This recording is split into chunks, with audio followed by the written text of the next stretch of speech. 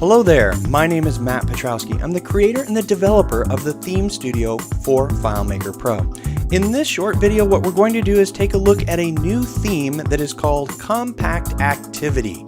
This theme has a lot of features that I really enjoy. It works on Macintosh, Windows, and on iOS, or in other words, FileMaker Go. Let's take a look at the theme and see what kind of features and benefits it might provide to you. Alright, the first feature that you're going to find about this theme is that it has been designed with a mobile-first goal. It works great on iOS using FileMaker Go, but it looks exactly the same on Macintosh, Windows, and iOS. Let's take a quick look. I've got primary navigation up here up at the top, and then I have sub-navigation where I have a list toggle allowing you to toggle between the two different views. Over here, I have a tab area. So the 2/3 over here allows me to interact with information that's pretty much static, allowing me to switch all of the information over on the side in the other 1/3, such as being able to send or edit form emails, being able to make notes about this particular customer, order, whatever it is, and being able to interact with different websites. But as I've cycled through this, take a look at the orders.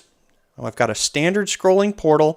I've got email where I'm able to interact and pull up a new email, such as merging information, your new account, hey Matt, which basically merged this information straight into the email, all integrated into the template. And then I also have these notes, which allows me to select and scroll them. You can see that as I hover over, I get the nice little delete icon. And of course, I can click edit. This is a web viewer. It's been formatted to look like a notes pad.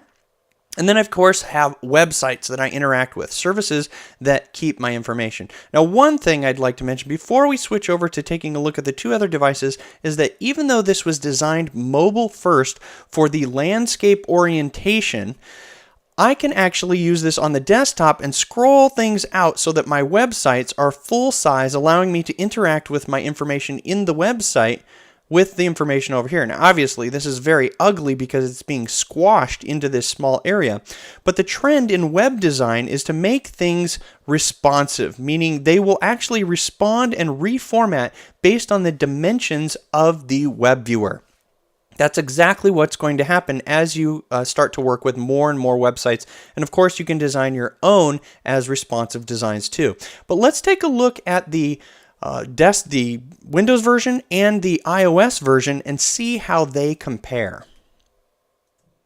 Alright, I've switched over to Windows now, working within a virtual machine, and you can see that everything pretty much looks exactly the same on Windows as it does on the Macintosh, and as we're going to see on iOS as well. What's nice about this is that it's uniform. Doesn't matter what platform is being used, it will work great on all of them. Now, one thing I've accounted for within the theme is that all of the fonts accommodate based on the platform that they are on to the native to the native operating system. For example, the Macintosh will show fonts in Lucida Grand. The iOS or FileMaker Go will show them in Helvetica Neue. And then here on Windows, we get everything in Tahoma. So let's switch over to the iOS and take a look at it. And here we are on iOS using FileMaker Go. Now, as I mentioned, my goal with this theme was mobile first. I wanted to be able to design something that I could work with and that you can use so that it works great on mobile and on the desktop. Now you can see that as I cycle here through the email, through the notes, and through the two different websites, that everything works and looks exactly the same. Now, the features that I've put into this theme focus on being able to interact with the information. It's not a database that focuses on a lot of data input. I'm not collecting a lot of information. All of that information is collected for me when an order is placed, and then custom web publishing pushes that straight into my FileMaker database. This is more of a support type of database where I'm interacting with information, and I need to do that in an easy fashion. So that was the focus. That was the first focus of this particular theme. Let me show you how this actually applies. For example, you can see that under billing and shipping, it's pretty much sparse. I don't have a whole lot of buttons on those areas, but yet I still need to interact with that information. Now you can see that I've got a tabbed area where you can see you've got the overview, the edit billing, and the edit shipping. Now what I did is I integrated these little pop-ups. you can see that on the billing, I can select on this pop-up and it'll show me the edit option. The same with email right here as I select on that pop-up. Now those pop-ups can be individually controlled with value lists based on those specific areas, based on user-specific privilege sets, whether or not they get a particular menu option. I've shot a video article about that over on the FileMaker magazine, another service that I provide about FileMaker. But what makes this really nice is that when you select, it goes into that particular area, allowing you to do things such as adding a new one or clicking done. Now likewise up here at the top, when I select edit there, it's simply going to go to the tab. But of course these tabbed areas, I don't have to be showing the edit billing, edit shipping. Those could be hidden and I would minimize the interface even further. Of course over here we have a standard scrolling portal. When I select on a record, I get a very clear indication that that record is selected.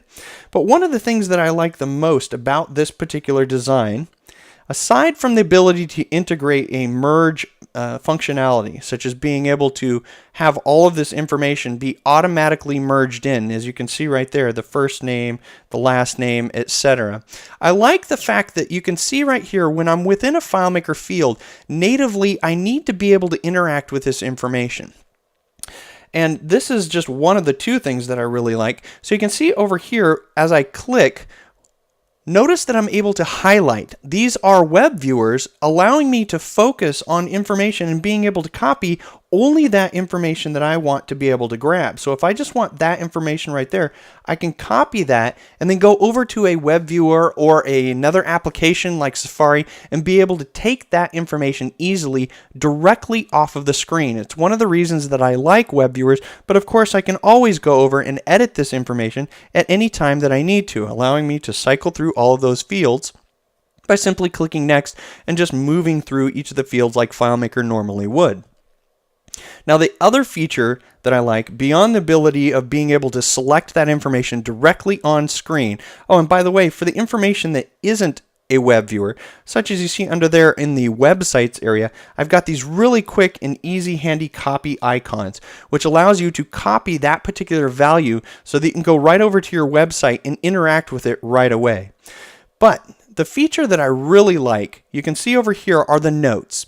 Obviously I have this area where I can select and I can type in to start to edit a particular note, but oftentimes I want to be able to delete a note. So you can see that as I scroll here, one of the things that I've integrated is the ability to flick.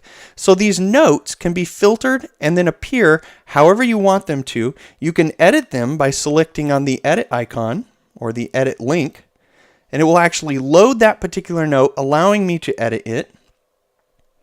But what's really cool is you can see that I can actually swipe. And as I swipe each of these, I can actually delete, and I get this iOS native look and feel. But when I'm over on the desktop, I get a desktop respective response. In other words, when I'm hovering over those pieces of information, I believe we already saw that you get that delete icon, which is much different than the iOS delete button. So basically this theme has been designed for me to be able to interact with the information very quickly and easily, copy things that I need to copy, go over to a website, log in, paste information, copy more information, and basically facilitate a workflow in a much more fluid fashion. So with an attractive theme designed with a mobile-first goal that works and looks great on Macintosh, Windows, and iOS, you're really able to get a lot of work done with this particular theme. The last thing that I'm going to leave you with is how easy it is to tweak this theme. Not only are all of the textures that are placed on the individual elements something that you can replace if, for example, you don't like this matted texture background, you can easily change that. And of course, if this green isn't appealing to you, it's very easy to simply select an object, click to change that color. We'll switch over to the HSB, and let's say I want more of a bluish color.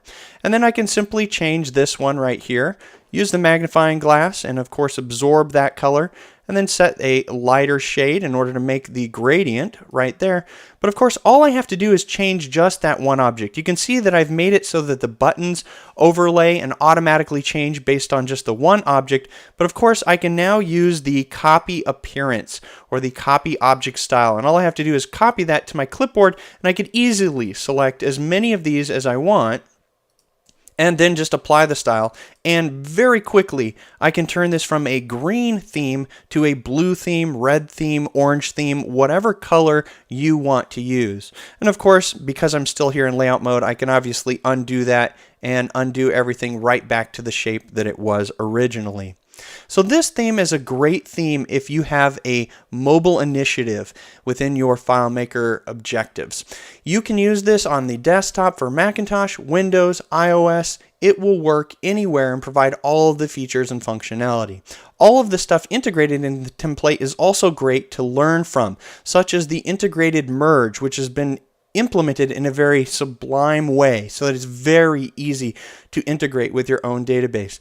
The notes and being able to scroll those notes and using the web viewer with the great looking note theme, having it work great on iOS and on the desktop on Mac and Windows with the little clickable icon is a really nice feature. You're able to hide the ability or control the ability to either edit or delete, either using HTML or of course using the functionality of whether or not the action will happen based on user privilege sets, and being able to focus on being able to interact with websites and making this information easy to copy and interact with are all of the goals that I set out to achieve with this theme, and I'm pretty sure I did a good job of accomplishing those things. If you would like to acquire this theme, you can always go to FileMakerThemes.com. You can download the Theme Studio at FileMakerThemes.com/downloads, and you're able to get this theme as part of the premium package. That's just $99 in order to get this particular theme and all other themes that are included as premium themes. And of course, if you want to use the tools integrated into the Theme Studio, you can purchase that as well. So to wrap this video up, I hope at the very least you've acquired some information about how you can streamline your own designs so that they work mobile first but also work well on the desktop. There are a lot of different things packed into this theme if you're trying to learn FileMaker, or you just want a starter place where you can immediately start to go and design your solution. This theme will fit many different situations. It's not limited just to working with customer and order information. It can obviously be adapted to whatever your FileMaker database is about. So, having said that, I'd like to wish you much luck with your own FileMaker design and database. And until next time, this is Matt Petrowski.